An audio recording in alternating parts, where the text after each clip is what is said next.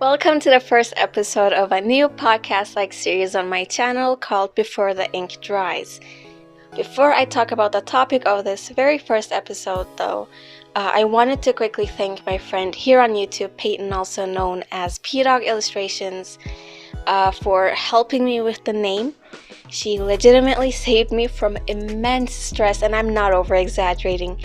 Seriously, every name my brother and I could come up with were taken. Like, we would come up with a name, it finally made sense, it was a nice name, and we would Google it, and it would be taken. I was at a point of having a mental breakdown. I was just going to name this series Every Single Name is Taken, literally. So thank you, Peyton, for helping me. Her links are in the description, so hint hint. Might want to check her channel out and subscribe. Maybe leave a nice comment or two supporting her. I don't know, just a little hint. I think this will be a lengthy video also, so to my artist friends out there, please feel free to take out a sketchbook, piece of paper, any art material that may be laying around, and just listen to this in the background or something. But going back to the topic. So I thought talking about why artists create could be a great introduction to this series, where I will talk and discuss art topics. I also intend on posting these podcast-like episodes on the first Friday of every month. We'll see how that goes. As you all know, I'm very bad with uploads. But for this episode, I'll mainly talk about why do I create as an artist, but I think some of the things that I will talk about will resonate with a lot of the artists and could apply to their art practice as well. So why do artists create? To better explain this, I'm going to have to go way back to my childhood. I mean, I'm saying way back as if it was like a century ago, but a while back. I'll talk about how art went from my means of being complimented to art becoming my friend, to art becoming my language, to my emotional supporter, and later my form of expression. So from the experiences I hear, some kids who show an inclination towards art at a younger age often start because maybe they're bored, or they simply enjoy working with colors, or working with art supplies, creating. They just enjoy art.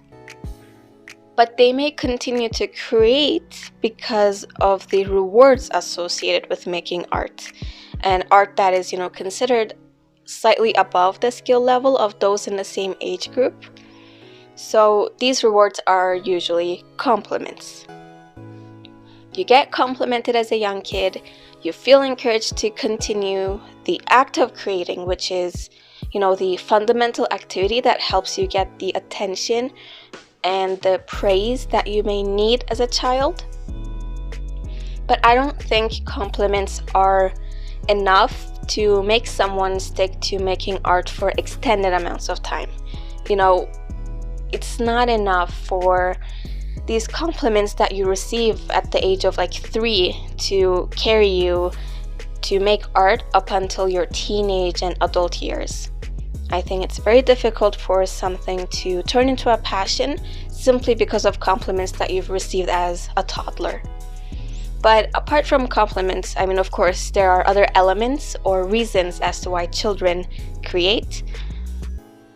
It may just be that they have fun with art, or they may have feelings of isolation. They may use art as a way of coping with things. And all these things, I think these are very common reasons why children at a young age may create. So why did I continue making art? Well, for me, I moved to Canada in 7th grade, where my English was very limited. Even now, I would say it's a little bit not at the level that I wish it was, but that's okay. Anyways, that summer, I remember my parents just bought me a lot of art supplies from the dollar store, and Crayola crayons and things like that, because I had showed an inclination towards art at a younger age as well, and I enjoyed it. I enjoyed creating. So I spent a lot of time creating art that summer that we moved here, because I also did not really have friends. I mean, it makes sense because we've just moved here. I don't expect to have friends the moment I move to a new country. But yeah, I felt lonely, so art became my friend instead. I'm just realizing that sounds very depressing, but I'm okay. I have friends, I promise. And then summer was very quickly over. School started. And I found myself being unable to communicate certain words and my basic needs. And I was just unable to explain myself properly, if that makes sense. So when talking to my teacher, for example, and I would struggle with the lack of words in my dictionary, I drew a recorder on a piece of paper, because in my language a recorder is called flute, but I had no idea what it was called up here in Canada. I tried to describe a recorder, and my teacher did guess recorder, to his credit. That was a really good guess, but that didn't make sense to me. A recorder records things. The only recorders I knew were literal voice recording devices. So yeah, when he said recorder, I was like, I'm not sure. So yeah, I just drew it out, and we communicated and understood each other that way. And that was when I noticed art became my language, and that's literally, art literally became my language. Just a few years later, though, I started feeling extremely lonely and homesick.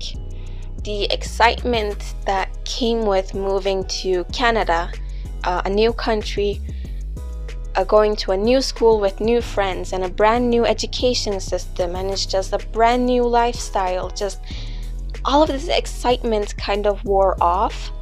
I missed my country. I missed the sense of community and the belonging that came with living in a more collective society, I would say.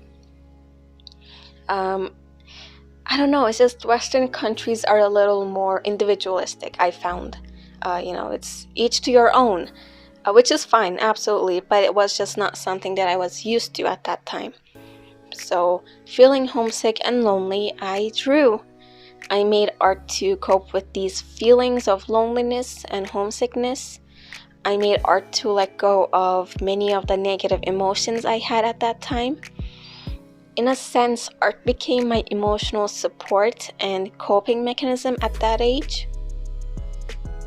And finally, let's talk about art becoming my form of expression, which is something a lot of artists often say and experience, I think. At least that's, I hear a lot of artists say this.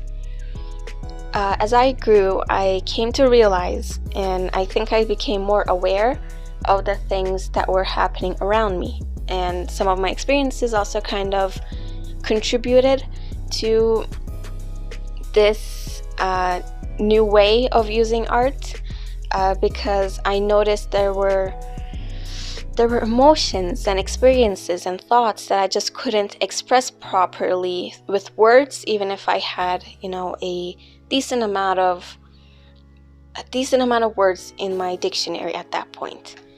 I noticed how humans treat each other, how humans degrade each other, disrespect and hurt each other, and how the system unfortunately fails so many people.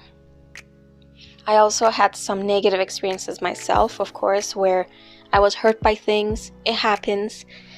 So unable to express my emotions and views this time regarding the things happening around me, happening all around the world, I took on art as a form of self-expression, to express the emotions and thoughts that I just couldn't with words.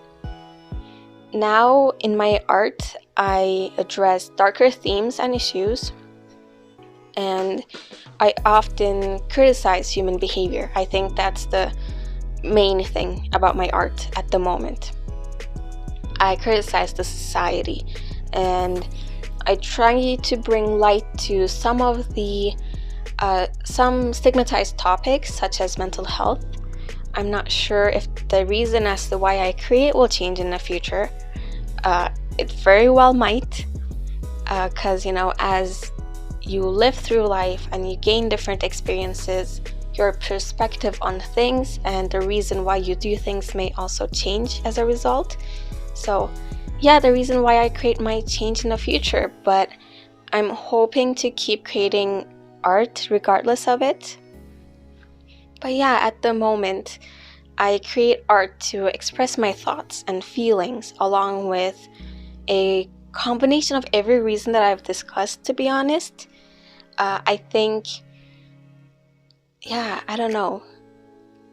Every reason, I would say, including the very last one, is why I create art right now. I feel kind of awkward. This is the most I've shared about myself ever on this channel. But it feels nice, just having a casual conversation. It feels like I'm talking to myself. I mean, I am talking to myself, but I'm talking to my friends. Okay, let me just keep talking about the topic instead of becoming a train wreck again. Yeah, I think this series will be really enjoyable for me. I really enjoy talking like this, so I don't know, we'll see what more I can talk about in the future. But to summarize, from my observation, children who are especially inclined to art at a younger age may continue to create for the rewards that are associated with it, right? Or other reasons, obviously. But this may not always be enough to turn art into a passion. For me, art became my friend, and then my language, and then it became my own emotional supporter, my coping mechanism, how I dealt with homesickness and loneliness, and now it is my form of self-expression. That being said, thank you so much for listening to me ramble and kind of losing track towards the end, but we kind of recovered from that, I think. And thank you for watching the first episode of this series up until this point. And if you're an artist yourself, I would love to know, why do you create? What's your reason? What drives you? And I think that's it from me. So please take care.